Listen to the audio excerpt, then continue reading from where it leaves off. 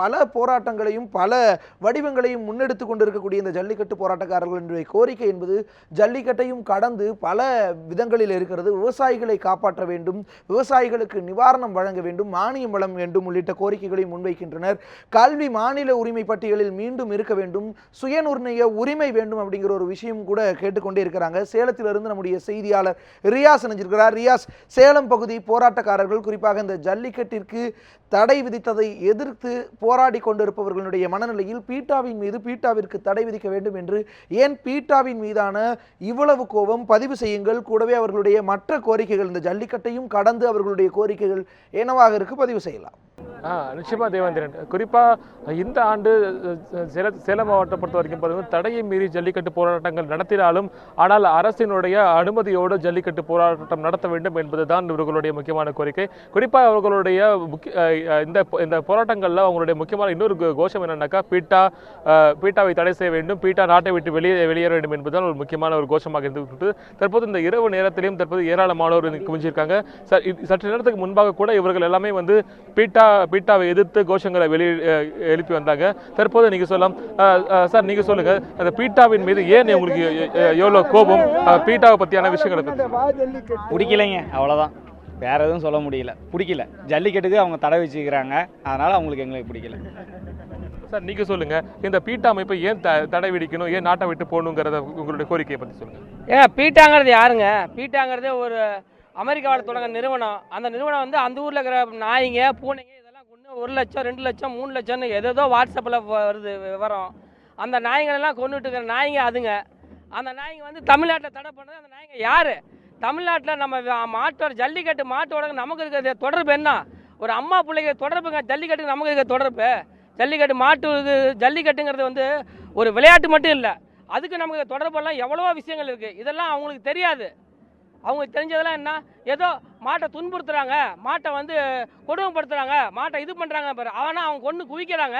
அதெல்லாம் உயிர்கொலை இல்லை, அதெல்லாம் வந்து தப்பு இல்லை, அதெல்லாம் துன்புறுத்தல் இல்லை. இது மட்டும் தான் துன்புறுத்தலா? ஜல்லிக்கட்டில் நடக்கிறது என்ன? அந்த மாட்டுக்கு இப்போ நம்ம ஒரு குழந்தைய வளர்க்குறோம், அந்த குழந்தை தப்பு செஞ்சால் நம்ம ஒரு அடிக்கிறோம் பிடிக்கிறோம், இதெல்லாம் ஒரு தப்பா? அந்த மாதிரி ஜல்லிக்கட்டு நடத்துகிறப்போ அந்த மாட்டுக்கு வந்து நம்ம ஒரு சின்ன ஒரு இது செய்கிறோம். ஆனால் இது ஒரு பெரிய தப்பே கிடையாது. குறிப்பாக தேவேந்திரன் ஒரு கருத்துக்களை கேட்டிருப்பீங்க. குறிப்பாக இந்த இரவு நேரத்திலும் பார்த்தீங்கன்னாக்கா ஏராளமான குழந்தைகள், பெண்கள் என எல்லாரும் வந்து இந்த ஜல்லிக்கட்டுக்கு எதிரான இந்த போராட்டங்களில் வந்து துயரம் அடைஞ்சிருக்காங்க. அதாவது தொடர்ந்து பார்த்தீங்கன்னாக்கா இவங்க வந்து ஒரு உற்சாகத்துடனே காலையில் எப்படி இருக்காங்களோ அதே போலவே தங்களுடைய போராட்ட களத்தில் வந்து அந்த போராட்ட களத்தில் வந்து இருக்காங்க. தற்போது ஒரு மாணவரும் நம்மிடையே இங்கே இருக்காரு. தம்பி, நீ சொல்லுப்பா, இந்த ஜல்லிக்கட்டு தொடர்பான ஜல்லிக்கட்டுனா உனக்கு என்ன தெரியும்? உனக்கு ஏன் இதில் நீ கலந்துட்டு இருக்க? நீ ஏன்னா ஜல்லிக்கட்டு நம்மளோட பாரம்பரியம், அதை எதிர்க்கிறவங்கள நாம் எதிர்த்து நிற்கணும். நம்ம பாரம்பரியத்தை நம்ம என்னைக்கும் விட்டு தரக்கூடாது. ஜல்லிக்கட்டு அது காளை மாடுங்களை நம்ம பெத்த பிள்ளைங்களை நம்ம வளர்க்குறோம். அது கூட நம்ம பெத்த பிள்ளைங்க கூட நம்ம விளையாட மாட்டோமா? அந்த மாதிரி தான் எருமை மாடுங்க கூட நம்ம காளை மாடுகள் கூட நம்ம வந்து விளையாடுறோம். அது ஜல்லிக்கட்டுன்னு நம்ம பேர் வச்சு அதை பாரம்பரிய விளையாட்டாக்கி விளையாடுறோம். அதுக்குள்ளே பீட்டா அமைப்பு வந்து மிருக வதைங்கிறாங்க. மாடால் அடிபட்டு மனிதர்கள் சாகுறாங்களே தவிர ஒருபோதும் நாம் மாடை குத்துறதும் இல்லை, மாடு எந்த ஜல்லிக்கட்டுலையும் இறக்குறது இல்லை.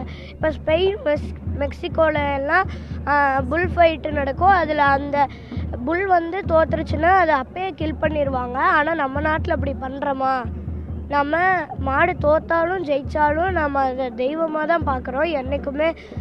அதனால் ஜல்லிக்கட்டு பாரம்பரியம், அதை விட்டு தர மாட்டோம். இந்த போராட்டம் ஜல்லிக்கட்டு நீங்கள் நடத்தலாம்னு அவங்க சொல்கிற வரைக்கும் இந்த போராட்டத்தை நாங்கள் நடத்திக்கிட்டே இருப்போம். நீ எவ்வளோ ஜல்லிக்கட்டை பற்றி எவ்வளோ விஷயங்கள் நீ பேசுகிற, ஜல்லிக்கட்டை போட்டு நீ பார்த்துருக்கியா? அவனுக்கு பார்க்கணுன்னு ஆசையாக இருக்கா? ஜல்லிக்கட்டு நான் இது வரைக்கும் பார்த்ததில்லை, ஆனால் டிவிலெலாம் பார்த்துருக்கேன். உண்மையான ஜல்லிக்கட்டு நான் டிவியில் தான் பார்த்துருக்கேன், ஆனால் இது வரைக்கும் நேரில் பார்த்ததில்லை. இப்போ ஜல்லிக்கட்டு இந்த பர்மிஷன் வந்ததும் நாங்கள் பார்ப்போம். ஜல்லிக்கட்டை வந்து நான் நேரடியாகவும் பார்த்ததில்ல, ஆனால் இப்போ ஜல்லிக்கட்டு நடக்க விடாமல் இப்படி பண்ணுறாங்க. நம்ம பாரம்பரியத்தை அழிக்கிறாங்கன்னு டிவிலெலாம் நியூஸ் வந்தது. எனக்கு நம்ம பாரம்பரியத்தை பீட்டா அமைப்பு வந்து இது பண்ணுறாங்களே, நம்ம மாடுகள் கூட விளையாடுறோம், அவங்க நடுவில் குத்து வாங்குறது எப்படியா இருந்தாலும் நாம தான், நடுவில் ஏன் அவங்க வராங்க? அந்த விஷயத்தை தான் நான் சொல்கிறேன். பீட்டா அமைப்பு இதுக்குள்ளே வரக்கூடாது. மிருகவதையும் இல்லை இது ஆக்சுவலி. அதனால் அவங்க மிருகவதைன்னு சொல்லி ஜல்லிக்கட்டுக்கு எதிராக கொடுத்துருக்காங்க. அந்த வழக்கையும் அவங்க எடுத்துடணும். ஜல்லிக்கட்டு எங்களுக்கு வேணும். தேவேந்திரன், குறிப்பாக இந்த இரவு நேரத்திலையும் இந்த மாணவர்களுடைய கருத்தை கேட்டிருப்பீங்க. அதாவது குறிப்பாக இந்த பீட்டா அமைப்பு தொடர்பாகவும் ஜல்லிக்கட்டு நம்மளுடைய பாரம்பரிய இந்த காளைகள் குறித்தும் தெரிவிச்சிருக்காங்க. அதே போல் இந்த பகுதியில் பார்த்தீங்கன்னாக்கா இந்த போராட்டக்காரர்கள் அப்பொழுது வந்து இங்கே இருக்கிற பொதுமக்கள் வந்து பல்வேறு தரப்பினர் வந்து வாழ்த்துக்கள் தெரிவித்து வந்துட்டு இருக்காங்க. தற்போது இங்கே நம்ம இடையே பெண்கள் நம்ம இருக்காங்க. அம்மா, நீங்கள் சொல்லுங்கள், இந்த ஜல்லிக்கட்டு போராட்டம் இந்த அளவு நடந்துட்டு இருக்கு, அதை பற்றியான நம்ம கருத்து என்னமா இருக்குமா? ஜல்லிக்கட்டு தமிழர்களோட வீர விளையாட்டு சார். இது 3 நாளாக நாங்கள் விடிய இங்கே போராட்டம் நடத்திட்டு இருக்கோம். யாருக்கு தடை பண்ணுறதுக்கு யாருக்கு எந்த உரிமையும் கிடையாது. ஜல்லிக்கட்டை நடத்தி ஆகணும். எங்களோட உரிமை அது, கண்டிப்பாக நடத்தணும்.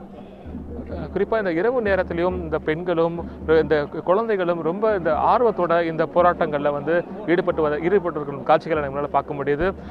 தொடர்ந்து பார்த்தீங்கன்னாக்கா நாளை நடைபெற உள்ள இந்த ஜல்லிக்கட்டுக்கு எதிரான இந்த போராட்டங்கள் வந்து நாளை மேலும் வந்து வலுவடையும் என்று எதிர்பார்க்கப்படுகிறது. குறிப்பாக வந்து பல்வேறு தரப்பினரும் இந்த ஜல்லிக்கட்டு போட்டிகளுக்காக வந்து ஆதரவு தெரிவித்து வந்துட்டு இருக்காங்க. அதே போல லாரி உரிமையாளர்கள், அதே ஹோட்டல் உரிமையாளர்கள் சங்கமாக ஆதரவு தெரிவித்து வந்துட்டு இருக்காங்க. தேவேந்திரன்.